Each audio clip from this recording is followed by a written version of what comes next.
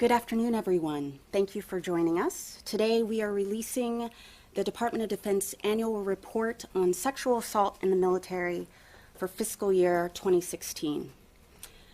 Preventing sexual assault is a top priority for Secretary Mattis and will continue to be a top priority for the department. We will not tolerate sexual assault, and we will continue to build a culture of respect and accountability. Our military is made up of great people who embody the values and the principles of our nation. Sexual assault is not consistent with those values. Today, we have three individuals prepared to speak to you about this year's report. First is Dr. Elizabeth Van Winkle, the Principal Director for Force Resiliency. She is also performing the duties of the Assistant Secretary of Defense for Readiness, and she will provide an opening statement today. Second is Rear Admiral Ann Burkhardt, our new Director of the Sexual Assault Prevention and Response Office. She will also deliver a statement and present some data. Finally, Dr. Nate Galbreath, Deputy Director of the SAPRO office, is joining us. After the statements, Rear Admiral Burkhardt and Dr. Galbreath will take your questions. Now I'd like to invite Dr. Van Winkle up for her opening statement.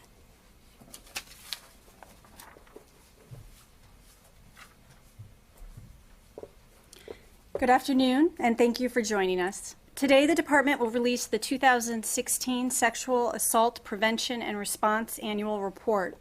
In a moment, Rear Admiral Ann Burkhardt, the Director of the Sexual Assault Prevention and Response Office, and Dr. Nate Galbreath, the Deputy Director, will provide some details from the report and answer your questions.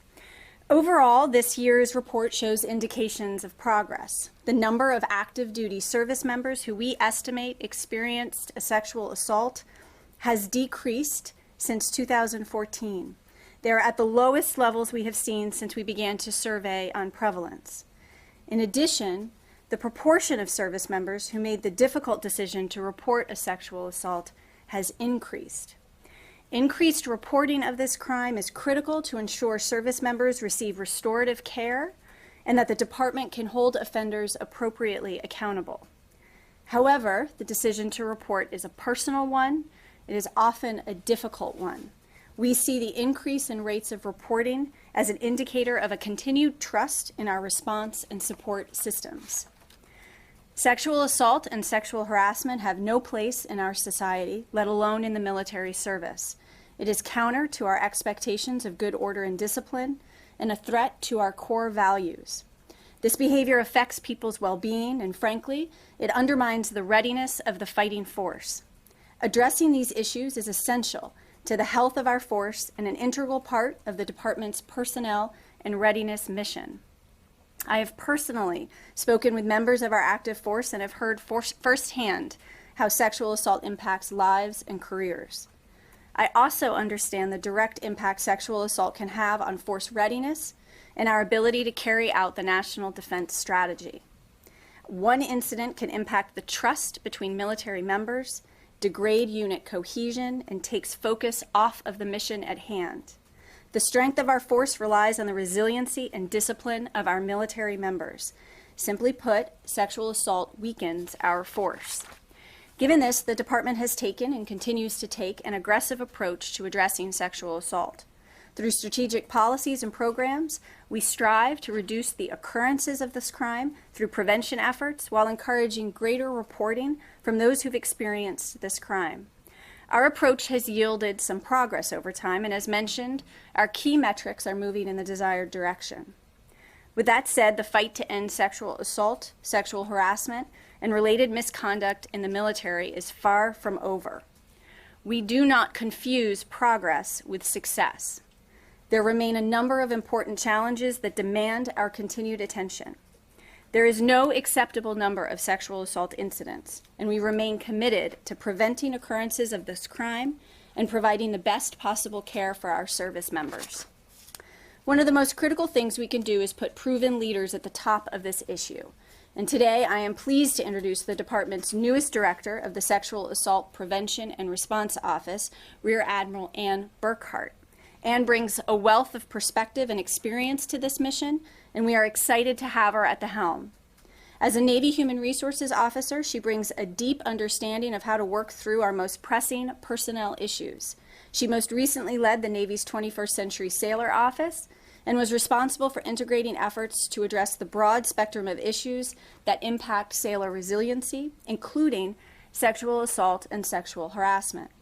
Needless to say, we are confident in her ability to keep our department-wide sexual assault prevention and response efforts on the right course and bring some fresh perspective to this mission. With that, it is my pleasure to officially welcome Rear Admiral Burkhardt and to turn it over to her to share some of her insights on this year's report.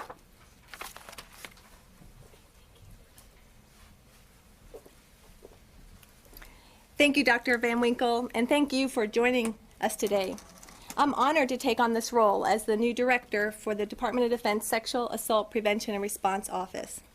I appreciate the trust and vote of confidence from my leadership.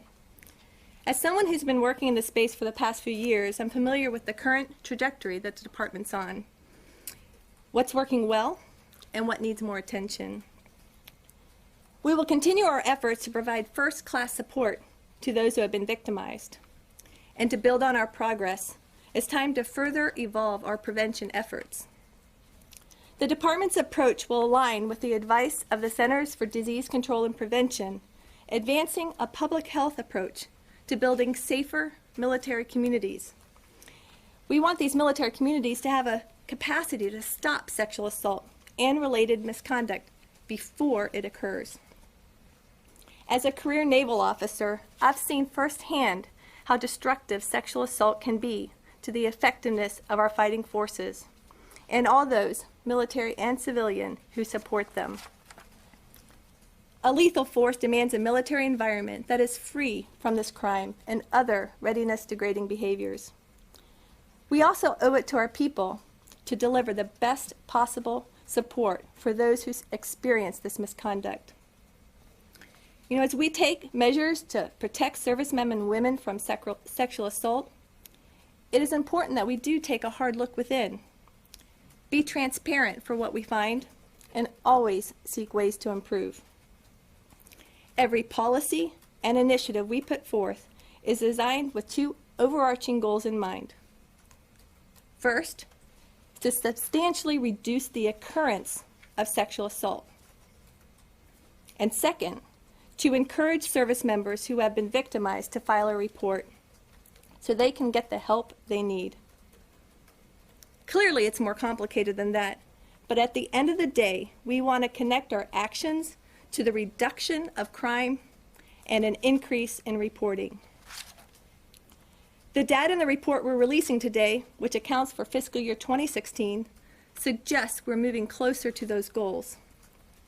The estimated prevalence of sexual assault continued to trend downward, which indicates fewer active duty men and women experienced the crime. In addition, a greater number of service members chose to make formal reports to department authorities. So what does this mean? The new data on reporting suggests about 1 in 3 service members chose to report their sexual assault in 2016. That's up from 1 in 4 in 2014. If we look back 10 years, just 1 in 14 service members felt confident enough to report what they experienced. That means today, more service members than ever before are connecting with care and support aimed at restoring their lives. We see this as encouraging signs that many of our efforts are working as intended. However, the hard truth is still far too many of our people find their lives changed by this crime, and there are far too many who continue to suffer in silence.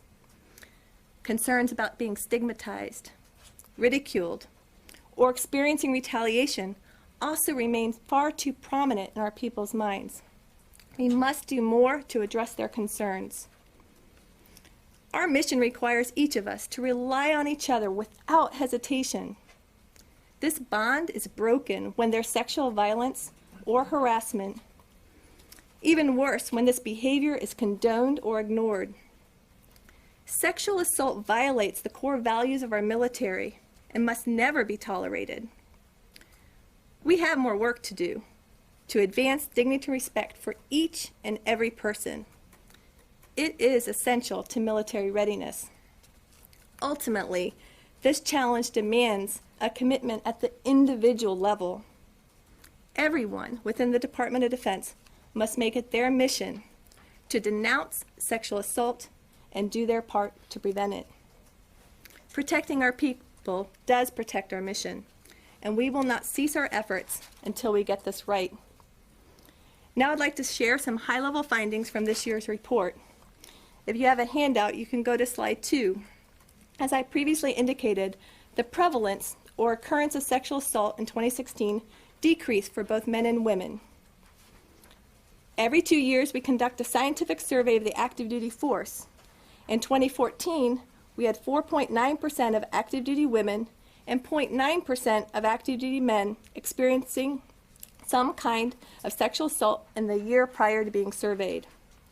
In 2016, using the same measures, the department found that an estimated 4.3% of military women and 0.6% of military men indicated experiencing some form of sexual assault. In the department, the term sexual assault includes both penetrating crimes like rape, as well as sexual contact offenses like groping. Because we conduct our surveys so that they are representative of the entire active force, we can estimate how many members experienced some kind of sexual assault in 2016. The department estimates about 14,900 service members experienced some kind of sexual assault in 2016, down from the 20,300 active duty members in 2014. If you go to the next slide, you see that it depicts the past year's sexual assault prevalence rates for DoD women and men since 2006. You can see the rates of sexual assault have steadily decreased over the past 4 years. The highest rate of sexual assault measured by the department was in 2006 at the outset of Sexual Assault and Prevention and Response Program. This year's rates, 10 years later, reflect a 1/3 decrease in rates for women and a 2/3 decrease in the rates for men. If you turn to slide 4, we'll move on to reporting data. The department received 6,172 reports of sexual assault involving service members as either victims or subjects in 2016. This is a 1.5% increase over reports received in 2015. However, the top line number of reports doesn't tell the whole story about reporting. This year, about 9% of reports received were from service members who reported an incident that occurred prior to their military service. We see this as a vote of confidence from these members. Now let's look more closely at the reports from service members for an incident that occurred during military service. If you turn to slide 5, this chart tells a more detailed story about reporting behavior. Along the top of the graph are the rates of sexual assault and the estimated number of service members who experienced a sexual assault that year. The red line across the bottom shows the number of service member reports for an incident that occurred during their military service. As you can see, moving from left to right across the graph, the difference, or the gap, between the number of service members experiencing sexual assault and the number of service members reporting a sexual assault has decreased over time. In other words, closing the gap. This means a growing proportion of service members see the benefit in reporting sexual assault, while service members' experience of sexual assault has decreased in recent years. Please note the percentages in parentheses. These estimates represent the proportion of victim service members who made a restricted or an unrestricted report. In 2016, we saw that about 32% of the estimated 14,900 service member victims of a sexual assault reported in 2016. This equates to the department receiving a report from 1 in 3 service members. This is higher than in 2014, which was about 1 in 4 service members. And if you look 10 years ago, estimates indicated only 7% of victims reported, or about 1 in 14 service members. We see these changes as progress in our two main metrics in the Sexual Assault Prevention Response Program. If you turn to slide 6, we'll move on to sexual assault case dispositions. Commanders had sufficient evidence to substantiate misconduct allegations in 64% of the cases. When we use the term substantiate in the Department of Defense, we mean that commanders had sufficient evidence to prefer court-martial charges, administer non-judicial punishment, take administrative action, or effective discharge. When commanders did have jurisdiction over the individual and sufficient evidence of the sexual assault crime, they used court-martial proceedings in 59% of the sexual assault cases. Because we're dealing with a range of both penetrating and sexual contact offenses, some offenses did not meet a threshold for court-martial. The remaining 41% of allegations were addressed with non-judicial punishment, administrative action, and discharges. If you turn to slide 7, the results of the 2016 Military Investigation and Justice Experience Survey show us that service members continue to value and rely on support provided by our professionals. These are the Special Victims Counsel, Victims Legal Counsel attorneys, sexual assault response coordinators, and victim advocates. We are continued to remember how valuable these resources are to survivors. This year, more than ever before, more men reported a sexual assault. We estimated that 17% of servicemen chose to report their sexual assault, up from 10% in 2014. However, men told us they were less satisfied than women with the support they received after reporting a sexual assault. Last October, we released a plan to improve how we support and communicate with men who experience a sexual assault. And we are currently working to implement this plan by identifying and enacting best strategies and communication practices that appeal to men. Everyone must understand that getting help is a sign of strength. If you turn to the next slide, another outcome of the report was that over half of service members reporting a sexual assault perceived some kind of negative reaction from other service members after making a report. After additional analysis, we found about a third experiences met survey criteria consistent with what the policy and law define as retaliatory behavior. This is a critical focus area for the department, and we must make progress in helping everyone understand their duty to support those who report. We are currently implementing initiatives from the Department of Defense Retaliation Prevention Response Strategy published last year. This strategy is designed to assist service members with additional protections, resources for information, and guidance. It is also designed to give service members a better understanding of how they can support their peers who reported a sexual assault and sexual harassment. On slide 9, we also capture on this year's report data on sexual harassment in the military. We have much work remaining for us as rates of sexual harassment and gender discrimination are not decreasing fast enough. An estimated 21.4% of military women and 5.7% of military men indicated experiencing some form of sexual harassment, down from 21.5% and 6.6% respectively in 2014, and only men had a statistically significant decrease here. We know this is a problem, and social media represents an emerging front in our fight to curb this misconduct. The department is expanding its prevention efforts to create a more respectful military environment, in person and online. If you turn to slide 10, looking ahead, we continue to have our work cut out for us on this challenging issue, but we do have some momentum to build on. We must expand our prevention efforts if we expect to sustain or see further decreases in our rates of sexual assault and sexual harassment.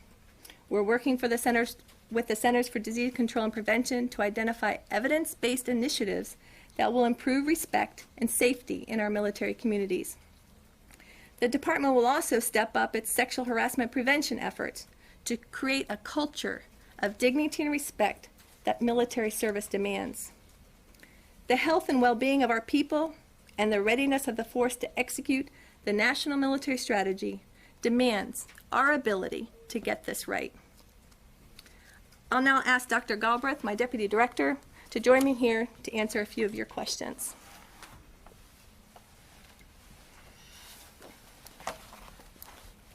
Taking a look at the numbers from 2015, it still shows a slight increase, not only in the number reported, but also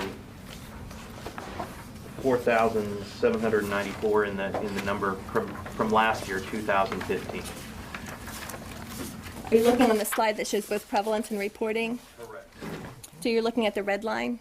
I'm looking at the red line. So the red line indicates that the number of servicemen and women who had a past year occurrence of sexual assault and chose to report it.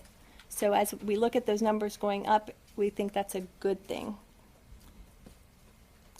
Explain a little bit about, it still shows, I mean, they're still high, and it's Oh, and it's still an absolutely. issue. Absolutely. Absolutely. Yes, sir. And, That's why we're not making confusing progress with success. So one thing to keep in mind is the context in which that increase is happening.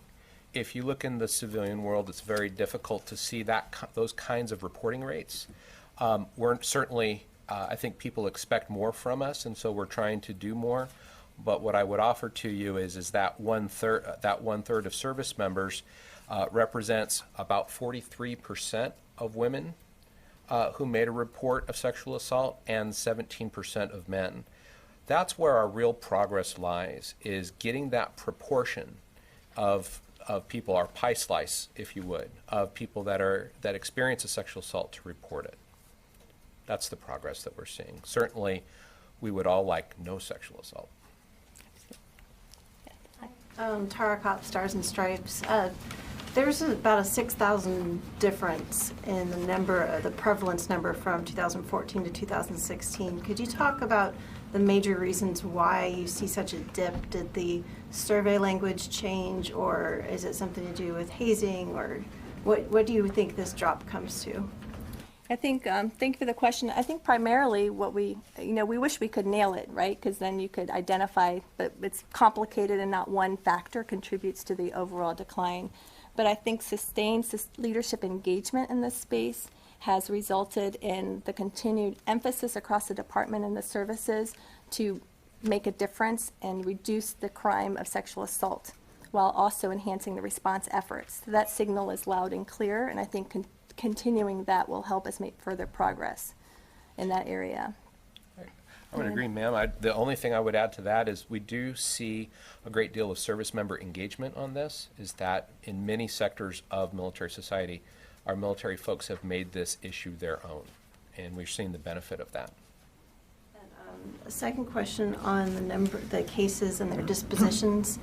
Would you by chance have the 2015 breakdown of actual numbers of cases that were, so we can compare? Absolutely. So it's on the website, but I can also get that to you afterwards. Real quick on the survey portion, how big was the sample size? We could get that. Absolutely. We went out to 735,000 active duty members, and we received a weighted response rate back of about 24%, which is about over 150,000 respondents. And that gives us very good precision with our ability to detect a change. Mm-hmm.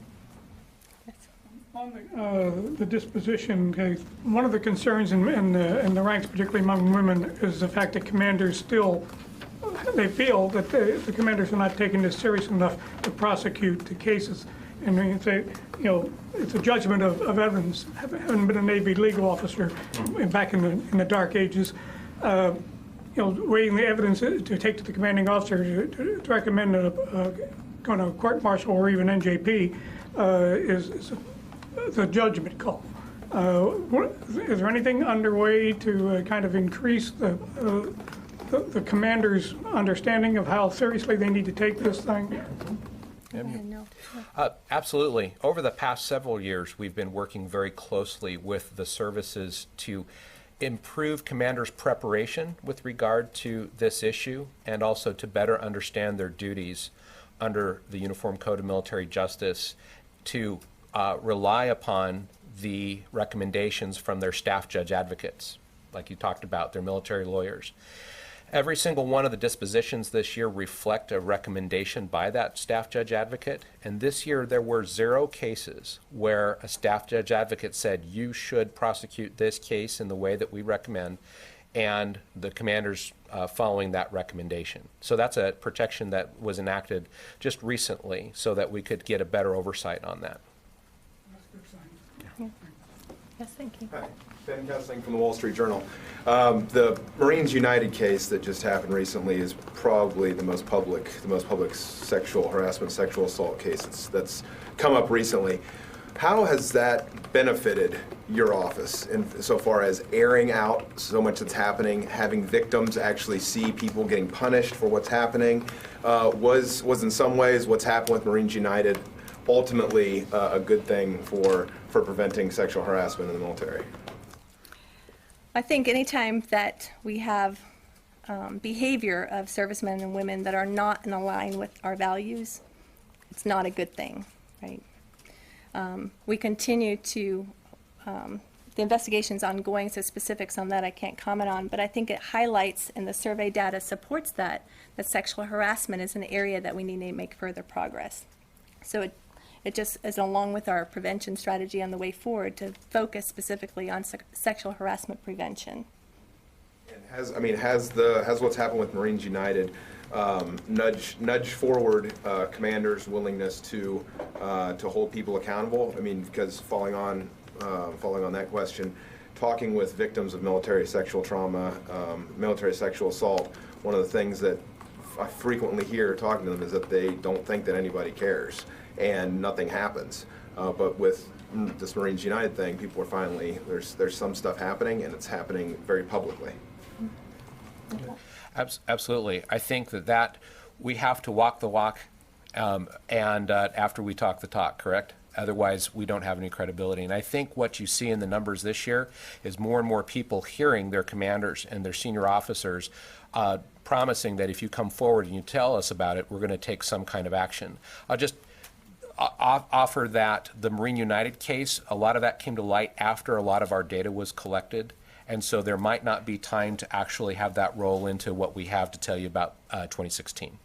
And then one final thing is there's a lot of talk about commanders' responsibility for doing this, but the folks that often have the most interaction with troops are the senior enlisted, right? So at what level is this falling to, you know, lieutenants, captains, and colonels, and where should this be falling on staff sergeants, first sergeants, and sergeants major? Yeah, I think the strategy is twofold. One, sustained leadership engagement, but understanding that leaders at all level need to take responsibility to affecting the microclimates they lead. And that's where in those small levels, you're going to make a lot of difference, that it is that first level supervisor that will be engaged in affecting the climate of their work center. So I think there's responsibility is at all levels within our leadership.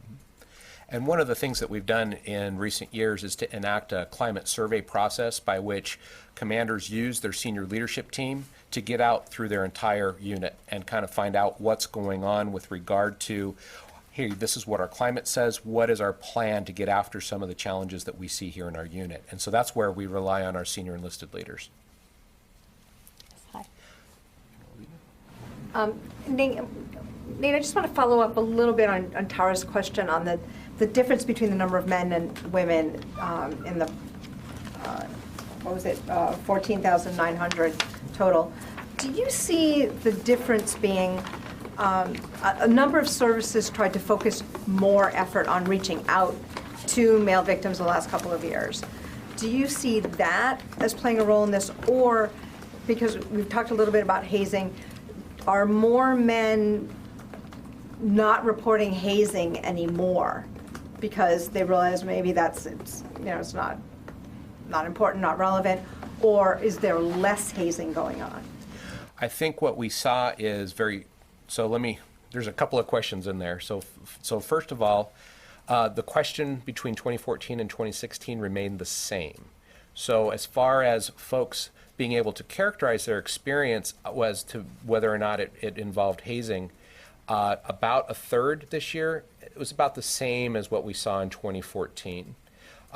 We think that that's largely in the increase in the number of folks that are choosing to come in and report. We think it is because of that engagement, that communication, that direct outreach to men. Marines have done an amazing job with some of their social media outreach to some of the men that have experienced sexual assault, as well as some of the other services. And so we know that when we communicate about this, and if there's anything that we can take away from our history, when we communicate on this and we are seen as credible in that we'll act and provide the assistance people are seeking, then people will come forward. But the number of women did not go down in a commensurate way. It didn't. About 1,000. It's about 1,000 less women that experienced a sexual assault in the past year. However, their reporting rates increased as well, from 38% in 2014 to 43% in 2016. So we even got a larger proportion of women to report this year too. But do you see the difference because the significant decline in the number of men, or the significant difference in the fact that there's more women than men this year, as opposed to previous years? It's always been more men. It always has been more men, but this is the first year that that number of men actually, that we estimate as far as number of victims go, decreased to a level lower than the number of women victims that we estimate are out there. But I guess I'm wondering, is it because the message is now different to men and women, and so they're reading it differently, or? I don't think so. We haven't really changed our overall communication piece. It's just that we turned up the volume on and how we talk to men.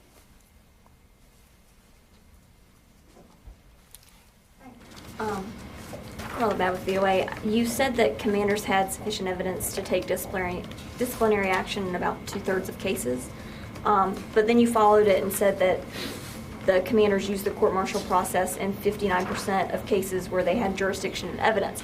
Is that 59% of those 64%? Getting close. So if you turn to page number 12 in your slide deck, I've worked that all out for you. And I've shown you where I get my statistic. If you look in that line that starts with 1865 evidence-supported commander action, and you see that 64% number, I had out of that 1865, there were 1,331 sexual assault cases. In other words, cases where a sexual assault was alleged and we were able to prove a sexual assault occurred. And if you see in that one, 791 out of those 331, that's the 59% piece. The other remaining cases in that 64% number are those 534 cases where a sexual assault was alleged, but we could only find evidence for some other form of misconduct, like false swearing or a simple assault, like Article 128, or perhaps a false misuse of alcohol or something like that. Okay? You bet. I just wanted to confirm, this year's, 2016's number of cases reported is a record, right? It hasn't been this high ever? Ever. At what point do you think it sort of stabilizes and plateaus? That's a very good question. Quite frankly, this approach that you see with reporting versus prevalence, you will not find elsewhere in the nation. We are literally charting the course for what can be done in this space. We would expect that at some point prevalence gets so low that the number of reports begin to drop, but because no one's done this before, we can't pinpoint a point at which that's going to occur. You talk about how you're going to lower this with prevention and things like that. Besides the hotline number, besides talking to the commanders, what other prevention do you do?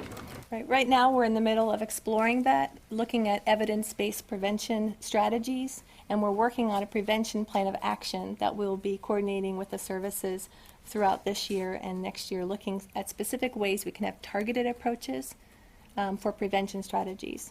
I mean, we apparently have been focused on prevention. You've seen the prevalence rate decline over the last 3 times we've measured it. But further gains we envision will be because of this focused evidence-based prevention strategies that we'll be working on. So more to follow as we evolve those. And what would you tell servicemen and women out there that have yet to report something? I would encourage anyone who's been a victim of this crime to come forward and report it and get the help they need. One follow on the enforcements. How big a factor is seeing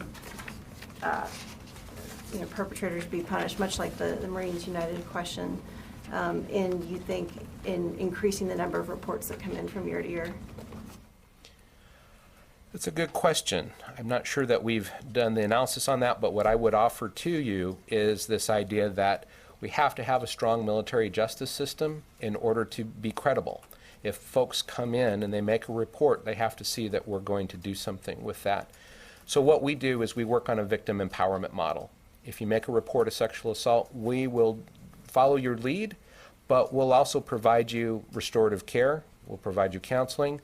But the other thing that we'll do is we'll prepare you in a way that no other jurisdiction can to participate in the justice system. And we do that through our Special Victims Counsel and also our Victims Legal Counsel. And we think that that makes a big difference. Just one more follow-on for how important it is for the military justice system to be able to help victims. Where does the military justice system end and shows deficiencies when we have veterans who are out of the military and now doing some of this online harassment, online stuff that we're seeing with Marines United? You have former service members, people who are members of the community, and in what way is the military UCMJ not equipped to handle that? And do you need a better coordination with local law enforcement to be able to have punishment? So I'm a psychologist, I'm not an attorney, so what I can tell you is that if someone has left active duty and they have perpetrated a crime under the UCMJ, or at least is alleged that way, then there are mechanisms in place for us to be able to bring that person back on active duty. And I think you saw a couple examples of that recently in the press. With regard to that, as a prior criminal investigator with the Air Force Office Special Investigations, I can tell you that I had a very close working relationship with my locals. And so any time that we found evidence of civilian misconduct, I would either contact the Federal Bureau of Investigation if it rose to that level, or I would go to my locals or send the information to the appropriate jurisdiction for them to follow up. The noise in Congress has kind of died down from what it was, but there was a strong push to try to remove the unit commanders from the process in prosecuting sexual harassment and sexual assault. I assume the department still stands by their previous policy that they want the commander to remain in the chain of command, in the link. Yeah, that is absolutely correct. Mm-hmm. And you don't have to take our word for it. The Response Systems Panel to Adult Sexual Assault Crimes convened for over a year and studied this question in depth. And they voted basically that, well, what they found is that to take commanders out of the system would produce, or at least there was no evidence that it would produce better justice outcomes or increase reports by victims. Okay, we have time for 2 more questions. We're good? We're good. Thank you, All right, everyone. Thank you very much. Appreciate it.